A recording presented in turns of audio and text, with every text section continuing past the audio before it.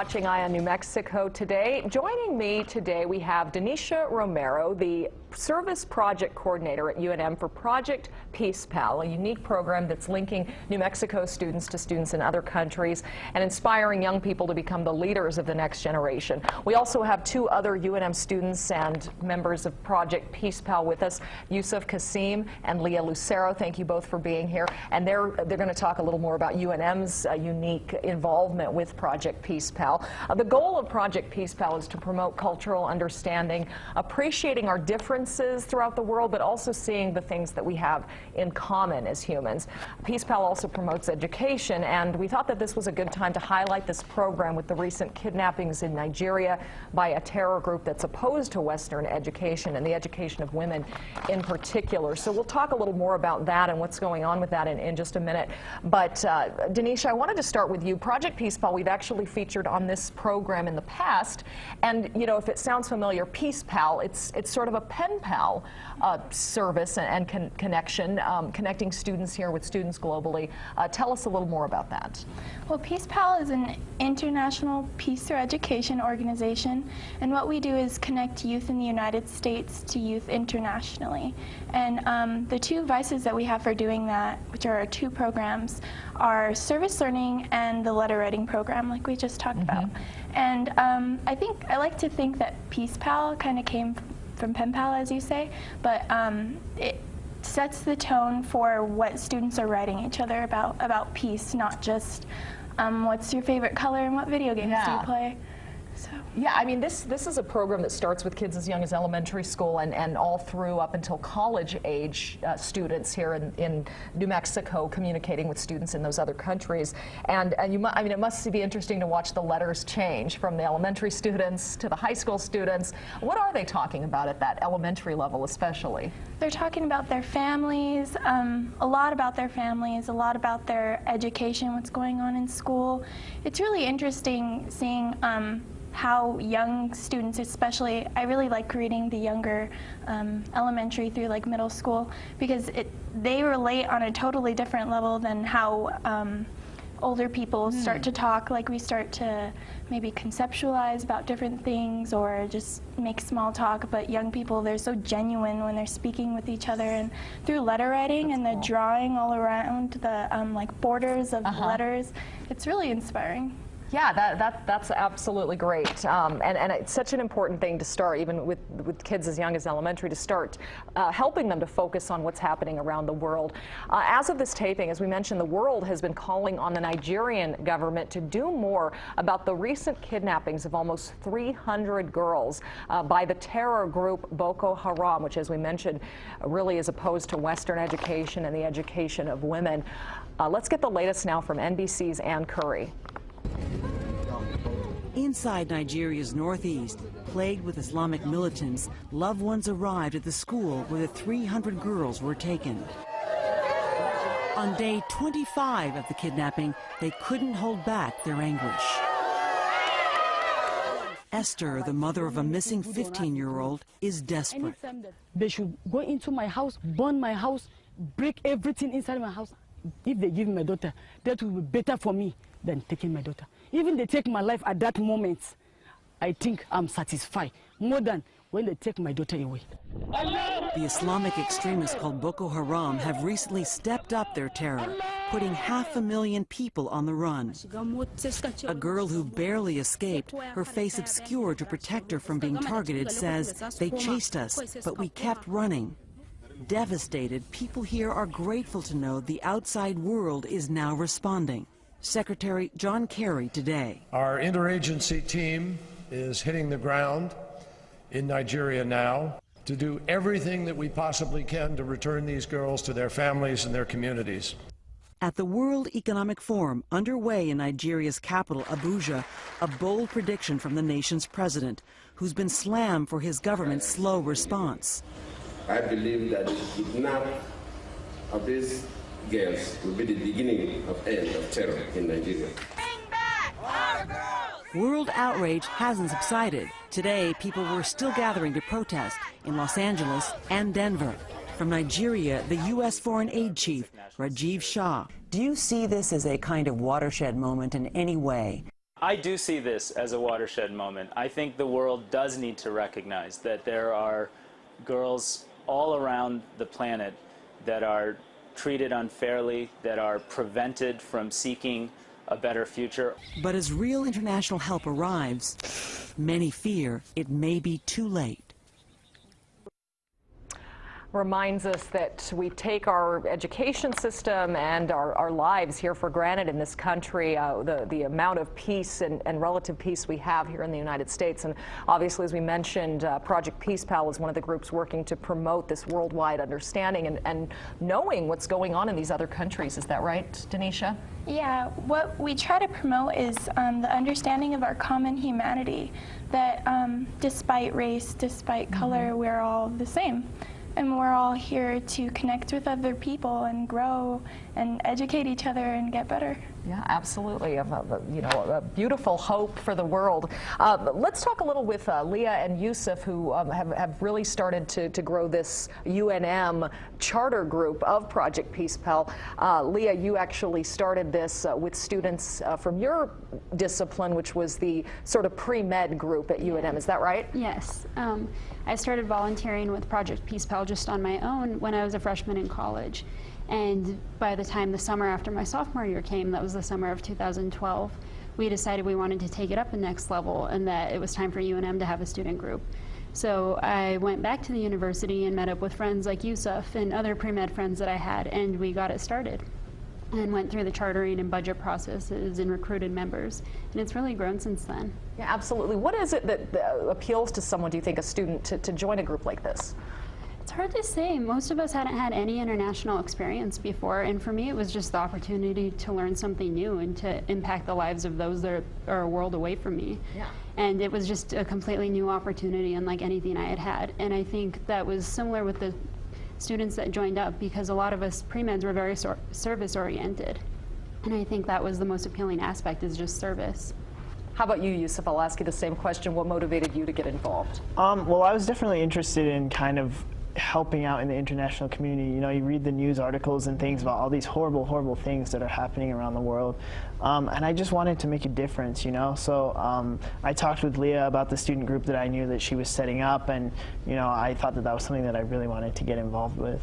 Yeah, absolutely. You know, you point out, you read the news about all these horrible things. You know, we pointed out this recent Nigeria story, and I imagine young people especially can tend to get very focused in their own lives, and college students, I mean, you guys have a lot going on. I should mention that Leah and Yusuf have basically just finished school, finished their finals, seniors at UNM and graduating, both going on to UNM Med School. So congrats to both of you for that huge accomplishment.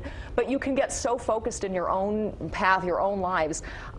Do you find that it's hard for young people like yourself and for other young people to kind of be aware of what's going on in the world? Yeah, I think that a lot of young people just kind of remain focused on their own lives, and they kind of almost in a way turn a blind eye to everything that's going on. But I think that it's really important for young people to have a voice in this, because, you know, we're the future generation. Like, we're going to be making a difference in the future, so it's important for everyone to be aware of what's going on and try and make an effort to help. Absolutely, great way to say it. And you know, we saw in that story actually the social media campaign with the Nigeria story, Bring Back Our Girls. Social media has become a big part of well, young people's lives, obviously, and I imagine Project Peace Pal is using that a lot now too. Mm-hmm. We use Project Peace Pal's Facebook page a lot to promote our events. We post letters, we post pictures from our events, our fundraisers, and we also like to keep people in the loop with what's going on inside of the office, like what new ideas we're thinking of for service projects. Yeah, those sorts of things. And these are some ways that the whole community can get involved actually in Project Peace Pal. Leah, I'll ask you again. I know we just missed a fundraiser that you guys held this year, but Peace Pal is always doing events, fundraisers with different focuses each year. Is that right? Yeah, exactly. So one consistent thing we do is we're very constantly tabling in the UNM Student Union building. So we take turns, and every single week we have someone there at a table and promoting our various causes and recruiting new members, raising money if we can. Just, you know, any way to spread our cause. In fact, before the program today, we were talking about a service project that that UNM's group was involved in with a rural mentorship in Uganda. Tell us a little bit about that. So Rural Girl Mentorship Uganda is one of the programs that was partnered with Peace Pal, and they're exchanging letters. And our student group wanted to commit to a certain organization last year, so we developed this big idea of having a 5K race to raise funds. And we really made our entire year focused on Rural Girl Mentorship Program, just so that we could raise funds for them and have connections. And you know, the 5K race was a success. We had a lot of people helping out as we planned it, and it went, you know, incredibly well. We raised over $1,300. And we gave it straight to the organization, and they're able to buy textbooks, medical supplies, things like that. And you know, they just sent us pictures of all the girls holding up their textbooks and smiling, and it was just, I think, the most powerful moment of this whole experience, and just very eye-opening for us. Just showed us, you know, we've made a difference, and that this has helped. Absolutely. You know, as we mentioned the Nigeria story again, we see that lack of education and that the struggle and barrier to women, especially young women, being educated in other countries. Yusuf, your thoughts on that? Obviously, in this country, we take it for granted. Yeah, absolutely. I think that a lot of the problems arise when certain groups believe that women should not be educated. And education is the first step to empowerment. When the women in those countries are able to get an education, then they sort of have the resources that they need to become more empowered and, you know, make steps towards women's rights and things like that. But unfortunately, by blocking education, these extremist groups are also kind of blocking women's empowerment. So I think that it's really important that we kind of continue our efforts to improve education in those areas, just so we can kind of allow those women the opportunity to become more empowered. Yeah, absolutely. I'll ask Denisha and Leah the same thing. I mean, as women yourselves, I mean, is it strange to you to see women in other countries dealing with such barriers? I believe so, but then I also feel so blessed, like living in an urbanized and industrialized country, that you know, we're given this opportunity to get our education and grow and flourish. And in these other countries, and especially in more tribal societies, women, like you said, were not given as many opportunities to be empowered and to grow. Yeah.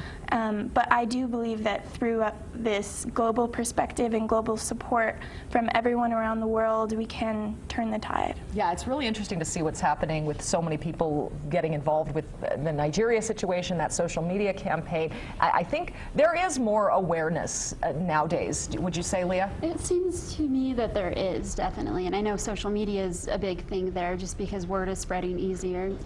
You know, students our age don't always watch the news, but they see these things on Facebook or just as ads on other websites, and I think it just increases awareness. And then also too, just attending a large university and having some students that are very involved in issues in the international world, I think that just also opens awareness as well. Well, you guys have had a great opportunity to be exposed to that, and especially by taking on this Project Peace Pal group as well. We're going to come right back after a break. We'll have more on Project Peace Pal, how to get involved, how to donate, and more about these young people who will be our future leaders coming up. Thank you for staying with us on this special Saturday edition of Eye on New Mexico. We're talking about Project Peace Pal, and joining me to talk about that, Denisha Romero, Yusuf Kasim, and Leah Lucero, all three UNM students. These two on the end here, seniors who have finished their finals, graduating, so congrats again to them, big accomplishment. And Denisha here's a sophomore, so she still has a couple more years to go. But they're really doing something great with this Project Peace Pal, and UNM has a charter group branch from this, but this is a program that we've talked about on this show in the past that really tries to encourage an understanding of the world, global exposure, and embracing our similarities as well as our differences around the world, and helping unite students here in New Mexico with students in other countries through a pen pal and letter writing program that really has kids from elementary age all the way up to college age exchanging letters and communications with these students in other countries. So a great program to get involved in. We'll have some more information soon about how you can support what they're doing. I wanted to talk a little more with Leah and Yusuf, who, as I mentioned, are graduating seniors at UNM and going into UNM Med School. Both of you were part of the UNM's combined BA MD program, so going from your bachelor's degree right into a med school. And a big focus of that is encouraging students to work in rural communities in New Mexico after graduation. Is that right? You know, we talk so much in the news here in New Mexico about the lack of services in the rural areas of our state. You know, when we look at what's going on in other countries, sometimes we forget we have a lot of small communities in New Mexico here that are struggling with some of those same issues. Poverty, lack of services, lack of access to services. So tell us a little more about that, Yusuf. I'll start with you. Yeah, so the UNM Combined BAMD program basically takes students from both rural and urban areas right out of high school to kind of enter this 8-year program where we get our bachelor's degree in 4 and then go to the medical school. Wow. And the goal of the program is really to get students who would be willing to stay in New Mexico and practice in New Mexico after they become licensed physicians. So a lot of the students who are from rural areas go back to their home communities. Some of them stay in Albuquerque. You know, they kind of spread out across the state. And it's kind of a great way to address the physician shortage that New Mexico is really struggling with. Yeah. Leah, same thing. Are you planning on coming back to New Mexico to work, regardless of where you end up doing your residency? Yes, I am, definitely. I'm from northern New Mexico, and in addition, I've just visited many parts of New Mexico, and I see the health disparities. They're everywhere, and there's so many different ones. And I think, you know, an increase in physicians is definitely one way to address such things, but another thing that the Combined BAMD program focuses on is really giving us a thorough training in just New Mexican health, public health. And we take a class nearly every semester, a health, medicine, human values course, just so that we can get the specific training. So we're all very aware of what's going on in New Mexico and, you know, social determinants of health and how are they best addressed. So I definitely want to implement those skills that they've given me in the future in New Mexico, and, you know, maybe continue to work with some international groups. I think there's always time to work with more than one. Yeah, and you know, you can learn a lot, I think, from rural New Mexico to apply to these other areas where you mentioned, and again, we mentioned in the first half that Leah really kind of started with some of her fellow pre-med students, the UNM branch of Project Peace Pal, and you mentioned that you guys may be looking for some opportunities to take your medical skills and teachings somewhere else in the world. Is that right? Definitely. There are a few opportunities in med school to go abroad. I know the summer after your first year, you have the opportunity to go to Kenya and learn a little bit there about, I don't know too many specifics about it, but there's a few opportunities there as well that, you know, I'm definitely interested in. Although I want to come back to New Mexico, I definitely want to see as much of the world as possible, and I think a lot of us feel that way. Yeah, Yusuf? Yeah. Yeah, there's definitely a lot of opportunities in medical school. I know students who've said they've gone to India, they've gone to South America, just lots of different places. And it's a good way to kind of open your eyes to sort of what's out there and then come back and maybe apply what you've learned to the rural communities in New Mexico. Absolutely. Denisha is an international relations or studies major. I don't know exactly what you can tell me what it's called here at UNM, but so clearly you have an international focus in what you're studying. Currently, my major is international studies and conflict, peace, and diplomacy. I just recently was thinking about double majoring in nutrition as well, but I'm not quite sure yet. Yeah. I'm a sophomore, so you have a little time. I have a little time. What I'm thinking of mainly doing is staying with the nonprofit sector and going internationally and working for different nonprofits. I would like to work in sustainability studies and like agricultural studies as well. I'm really interested in that. Well, yeah, you mentioned a lot there, but you're right. I mean, you know, even with nutrition, as you mentioned, there's so much that the rest of the world doesn't have that we have, I mean, we take for granted our food, agriculture, you mentioned so much here in this country, and I imagine you want to get out there and travel and see what's happening in other countries. Is that right? And I also want to learn more about the indigenous plants that grow in other countries, and my goal is to help educate people as to how to start using natural things as medicine, natural foods as medicine, rather than pharmaceuticals or those sorts of things that we can't heavily rely on with the body. And I feel like that's sort of my channel for peace. Yeah, absolutely. Well, you know, getting us back to Project Peace Pal, of course, I talked to Leah and Yusuf about getting that UNM charter, but what brought you on first with Project Peace Pal in general? Well, I was a freshman at UNM, freshman in 2012, and I saw a posting in the Communication and Journalism building for a communications intern at Peace Pal, and Peace caught my eye, and so I inquired with Sarah Wilkinson, our director, and right when I started at the organization, I kind of just immersed myself into it. Our mission was amazing, to connect people around the world, promote our common humanity, and also after my work as being in a communications intern, I decided that I wanted to start volunteering at Peace Pal, volunteering my time, and then I got hired on. So I've kind of just grown with the organization, and now I plan youth service projects locally for youth in Albuquerque. Very cool. Well, I know obviously all three of you are very busy, not only with school, but with organizing the events through Project Peace Pal, the fundraisers, as you mentioned, all of that. But have any of you written letters as well to students in the other countries? I have. Yeah. Actually, I have a pen pal in Tajikistan. There are 8 of us from the UNM student group, and this is a new project that we've been doing this year. Wow. And tell us about that. What are you hearing from your pen pal there? It's incredibly eye-opening, because I sent the first letter, and I, talked a bit about my education, my family, just things I'm interested in, and I heard back from him. And he said, that's amazing that you get to go to college. I wish I could, but my family doesn't have the money to do so. So he spends most of his time driving taxis just to raise money for his family, and it's just a completely different world over there. And how old is this person again? He is 24, I believe. 24, okay. Yes. So about college age, Yeah. all of our pen pals. And it was just incredibly eye-opening. I've always known that we're so lucky to have these educational opportunities, but it was just really reinforced it and just made me so grateful for the opportunities I've been given. And it's really motivated me to do my best and do more, just because I have an opportunity that not everyone in this world is lucky enough to have. So Incredible. It's been great. Yeah. Either of you get a chance to write yet? Not yet. Not yet, No, yeah. not yet. Well, I mean, it sounds like it would be, as we mentioned, elementary through college age students are organizing through Project Peace Pal to write these letters. I wish I could write a letter, but I'm sure there are other ways to get involved. Myself, I could be a donor. Tell us, Denisha, a little more about how the general public watching today could help out with Project Peace Pal. Well, we have many opportunities to donate. We have an online merchandise store, Peace Pal t-shirts and handmade bracelets. We also have a space where you can just make donations.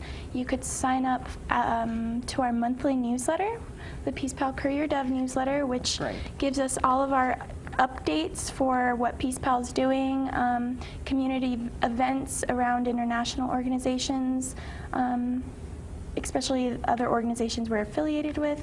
Other ways to donate. You mentioned Whole Foods is doing something for you guys this month, right? Yes, the whole month of May, Whole Foods on Academy in Wyoming has agreed to allow us to be the supported charity of the month. Nice. So we will have donation boxes at the checkouts, and they're there already, so anyone can donate now. Yeah, absolutely. Well, such a great student group, and as we mentioned, part of Project Peace Pal is beyond just the letter writing campaign, is training the next generation of leaders, which I have no doubt all three of these people here will be. So I'll kind of end it on that, kind of taking us from here. What is your next step, Leah? I'll start with you as you graduate from UNM now and go out into med school and the world. Yeah, well, like I said, I want to continue working with my community in New Mexico, but I also want to continue my awareness. I plan to be involved with Peace Pal for as long as I possibly can. Obviously, my role will have to be smaller next year just because I'll be pretty busy in med school, but I just think it's so important for young people to just have that awareness, not only of their home communities, but also their national and international communities. I just think there's an interdependency on every community in this world. And I just never want to stop learning about that, and I never want to stop spreading this enthusiasm to others. And I just think it's so important that we all learn about these issues. Great. Yusuf? Yeah, I definitely agree with Leah. We're actually pretty close with a lot of the younger students who are kind of be taking the reins next year. So we definitely want to maintain our involvement with the group, just kind of keep up with the project, because it's really important that people are aware of what's happening, and even more than just being aware is actually contributing, because awareness is just the first step. And because Leah and I have the experience now, we want to make sure that future directions for the group kind of stay on course and make sure that we can continue empowering youth in other countries. excellent. It'll make our whole world a better place, like you said. And Denisha, finally, you'll continue on at UNM now with Project Peace Pal. I plan to continue at UNM with Project Peace Pal, hopefully start organizing, maybe step up, take a bigger role in the UNM group. And I'm also working in the Peace Pal office, so I'm a good connection in between the UNM chartered group as well as the office, sort of as a liaison. So nice. I want to continue that as well. Yeah, well, it's great to get the UNM students involved because you guys have so much passion, as we've seen. And so thank you, all three of you, Leah, Yusuf, and Denisha, for being here to talk about this. Peacepal.org is their website, and of course you can always contact us here at the station if you want to know more about anything you see on this program. We'll see you next week for another Eye on New Mexico.